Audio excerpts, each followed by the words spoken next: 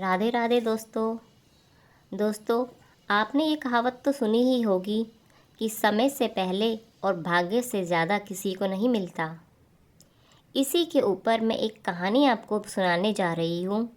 बहुत ही खूबसूरत ये कहानी है, इसे ध्यान से सुनना। बहुत समय पहले की बात है। एक बहुत ही ज्ञानी पंडित थे। वे अपने जिगरी दोस्त से मिलने दूसरे गांव जा रहे थे। उनका मित्र बचपन से ही गूंगा था और एक पैर से अपाहिज था और उसका गांव काफ़ी दूर था। रास्ते में बहुत से छोटे मोटे गांव भी पड़ते थे। पंडित जी बहुत समय से अपने मित्र से नहीं मिले थे। अपने मित्र से मिलने की धुन में वह चले जा रहे थे। तभी उनको एक व्यक्ति मिला जो दिखने में काफ़ी हृष्ट-पुष्ट था। वह भी पंडित जी के साथ चलने लगा। पंडित ने सोचा, चलो ठीक है, एक से भले दो, रास्ता भी आराम से बातें करते करते कट जाएगा। पंडित जी उस आदमी से बोले, अरे भाई, तुम्हारा नाम क्या है? तब वह बोला, पंडित जी मेरा नाम महाकाल है। पंडित जी को उसका नाम बहुत अजीब लगा, पर उन्होंने इस विषय में आगे बात करना उचित नहीं समझा। दोनों धीरे धीरे आगे बढ़ते जा रहे थे। तभी एक गांव आया। वह व्यक्ति बोला, पंडित जी, मुझे इस गांव में एक काम है। मुझे एक संदेशा देना है। आप चलो, मैं आपसे आगे मिलता हूँ। पंडित जी बोले, ठीक है। ये कहकर वो आगे चलने लगे। तभी एक भैंसे ने एक आदमी को मार दिया। जैसे ही भैंसे ने उस व्यक्ति को मारा, महाकाल तुरंत पंडित जी के पास पहुँच गए। चलते चलते दोनों एक दूसरे गांव में पहुँचे, जहाँ एक छोटा सा मंदिर था। ठहरने की व्यवस्था भी अच्छी थी।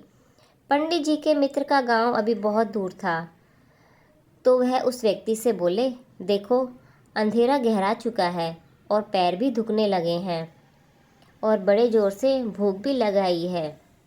चलो, आज रात यहीं विश्राम कर लेते हैं, कल सुबह फिर से यात्रा शुरू करेंगे।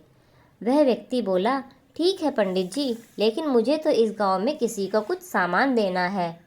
वो मैं देकर आता हूँ, तब तक तुम भोजन कर लो, मैं आकर खा लूँगा। ये कहकर महाकाल चला गया। उसके जाते ही थोड़ी देर बाद गांव में धुआं उठना शुरू हो गया। धीरे धीरे पूरे गांव में आग लग गई। पंडित जी को बड़ा आश्चर्य हुआ और सोचने लगे, जिधर भी यह महाकाल जाता है, वहाँ किसी न किसी प्रकार की हानि क्यों हो जाती है। जरूर कुछ तो गड़बड़ है। लेकिन उन्होंने रात्रि में उनसे इस विषय में कोई बात नहीं की। सुबह होने पर दोनों फिर से चल दिए। कुछ देर बाद एक और गांव आया। महाकाल ने फिर से पंडित जी से कहा, पंडित जी, मुझे इस गांव में भी कुछ काम है, तो मैं आपसे बाद में आगे मिलता हूँ। पर इस बार पंडित आगे नहीं बढ़े, बल्कि वहीं खड़े रहे। महाकाल को देखते रहे कि आखिर वो कहाँ जाता है, क्या करता है। तभी वहाँ लोगों के चिल्लाने की आवाज़ आने लगी। एक व्यक्ति को सांप ने काट लिया और उसकी मृत्यु हो गई। और इसके तुरंत बाद महाकाल फिर से पंडित जी के पास पहुँच जाते हैं। पर इस बार पंडित जी से रहा नहीं जाता और महाकाल से पूछ ही बैठते हैं कि आप जिस जिस गांव में जाते हो, वहाँ कुछ ना कुछ हानि ज़रूर होती है। आप मुझे इसका रहस्य बताएंगे? महाकाल बोला, पंडित जी, आप मुझे बहुत ज्ञानी मालूम होते हैं, इसलिए मैं आपके साथ चल रहा था। पर क्या सचमुच आपने मुझे नहीं पहचाना? तब पंडित जी बोले, मुझे कुछ कुछ आभास तो है, लेकिन यदि आप स्वयं बता दें तो मेरी शंका दूर हो जाए। तब महाकाल बोला, पंडित जी, मैं यमदूत हूँ और यमराज की आज्ञा से उन लोगों के प्राण हरण करता हूँ जिनकी आयु पूरी हो चुकी है। ये सुनकर पंडित जी थोड़ा घबरा गए। फिर हिम्मत कर पूछा कि यदि आप सचमुच यमदूत हैं तो कृपा कर बताएं, अगली मृत्यु किसकी होगी? तब यमदूत बोला, पंडित जी, अगली मृत्यु तुम्हारे उसी मित्र की है जिसे तुम मिलने जा रहे हो, और उसकी मृत्यु का कारण भी तुम ही बनोगे।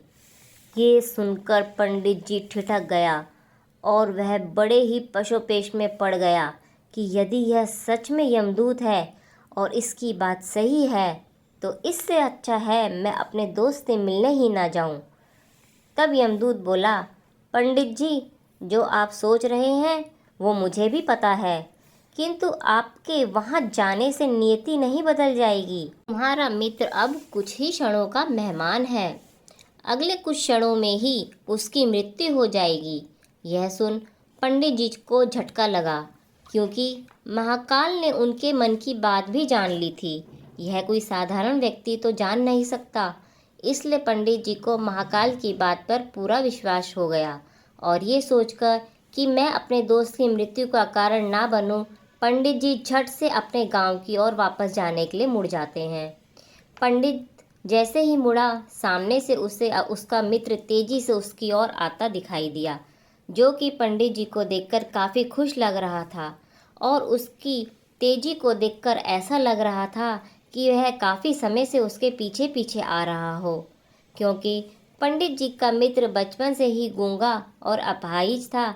इसलिए ना तो वह पंडित जी को आवाज़ दे पा रहा था और ना ही तेज चलकर उनके बराबर तक पहुंच पा रहा था। अब जैसे ही पंडित जी का मित्र उसके निकट पहुंचा तो धड़ाम से गिर गया और उसकी मृत्यु हो गई।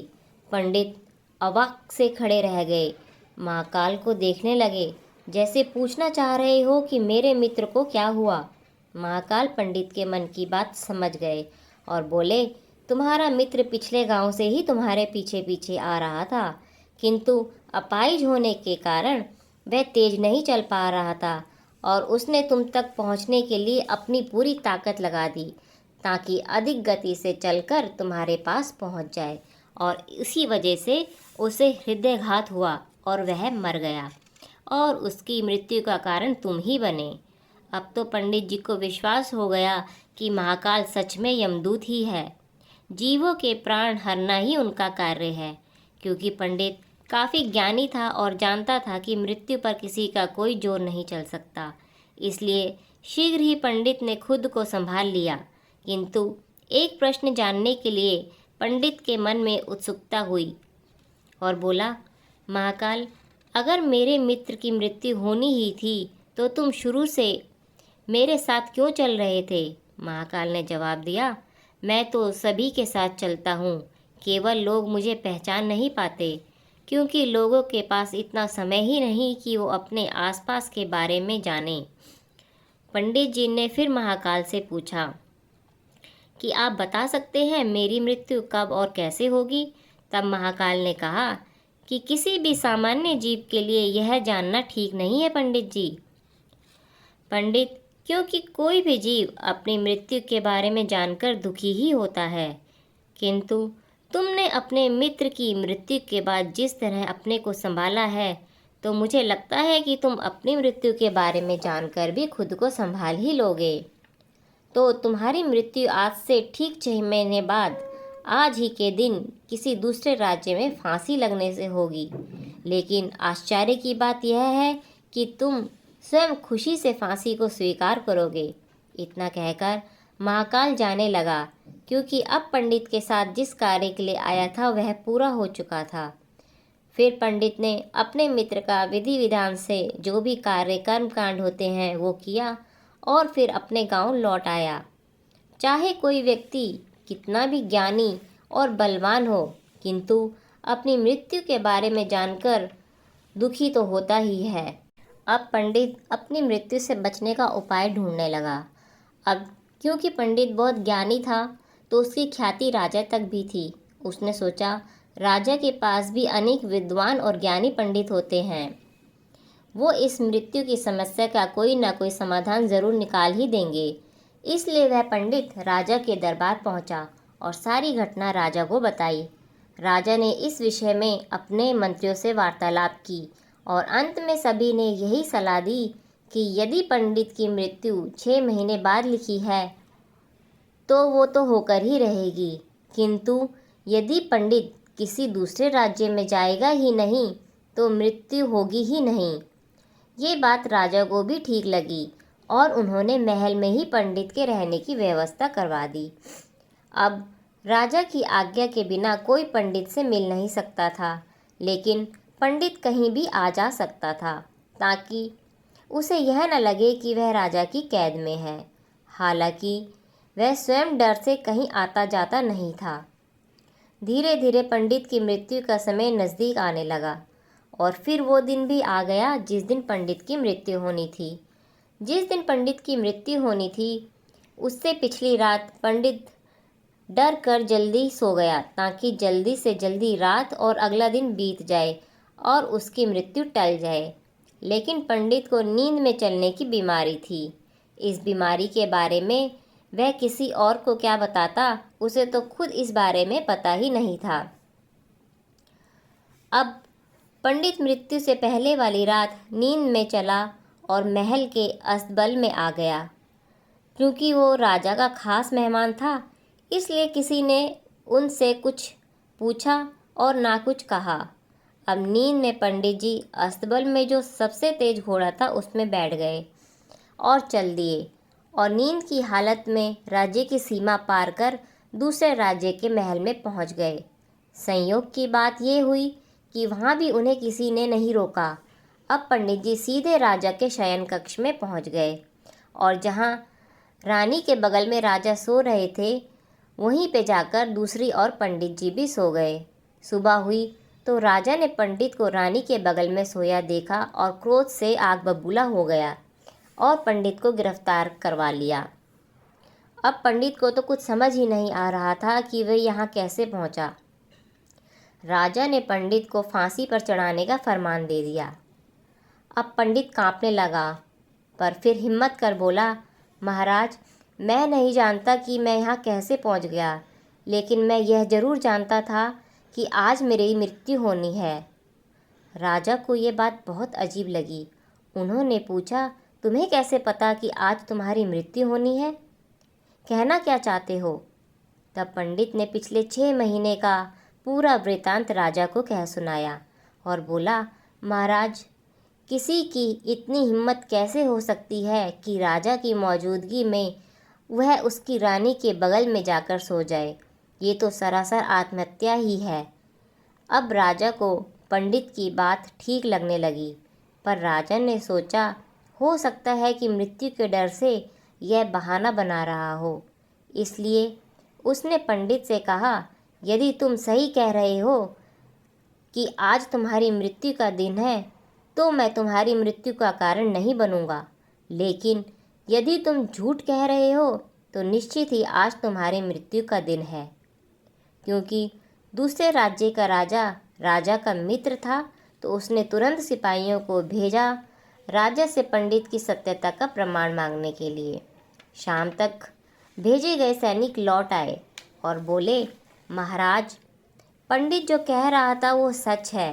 पिछले 6 महीने से पंडित राजा का मेहमान था, लेकिन अब राजा के सामने नई समस्या आ गई थी, क्योंकि राजा ने बिना सच जाने पंडित को मृत्यु की सज़ा सुना दी थी। लेकिन यदि अब राजा पंडित को सज़ा ना दे तो राजा की बात झूठी, और सज़ा दे तो पंडित की मृत्यु बेवजह मानी जाएगी। अब राजा ने अपने मंत्रियों से सलाह की। बहुत विचार विमर्श के बाद उन्होंने कहा, महाराज, आप कच्चे सूत से पंडित जी को फांसी दे दीजिए। इससे आपकी बात का मान भी रह जाएगा और पंडित जी की मृत्यु भी नहीं होगी। राजा को यह सुझाव पसंद आया और पंडित के लिए कच्चे सूत का फंदा बनाया गया। तय दिन पर पंडित को फांसी पर चढ़ाया गया।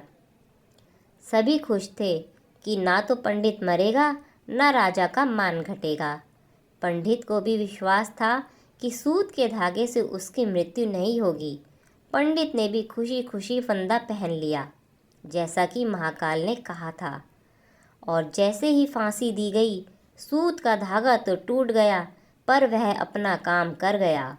पंडित के गले की नस कट गई थी और वह जमीन पर गिरकर तड़पने लगा और फिर उसके प्राण पखेरु उड़ गए। किसी को विश्वास नहीं हो रहा था कि सूत के धागे से भी किसी की मृत्यु हो सकती है, लेकिन घटना तो घट चुकी थी। नियति ने अपना काम कर दिया था। जो होना है वह तो होकर ही रहता है। हम चाहे जितने भी उपाय कर ले, पर हर घटना और उसका ताना बाना पहले से ही निश्चित होता है। इसलिए ईश्वर ने हमें भविष्य जानने की क्षमता नहीं दी ताकि हम अपना जीवन अच्छे और बेहतर तरीके से जी सकें। यही बात पंडित जी पर भी लागू होती है। यदि पंडित ने अपनी मृत्यु के बारे में ना जाना होता तो वह राजा के महल में 6 महीने तक कैद नहीं भोगता। हर रोज़ डर डर कर जीने के बजाय वह अपनी ज़िंदगी ढंग से जीता। प्रकृति ने जो कुछ बनाया है, जैसा बनाया है, उसके पीछे कोई ना कोई कारण अवश्य होता है। ऐसे में उस पर सवाल उठाना सही नहीं है, क्योंकि हर व्यक्ति वस्तु का संबंध किसी न किसी घटना से संबंधित होता है, जिसे सिर्फ ईश्वर ही जानते हैं।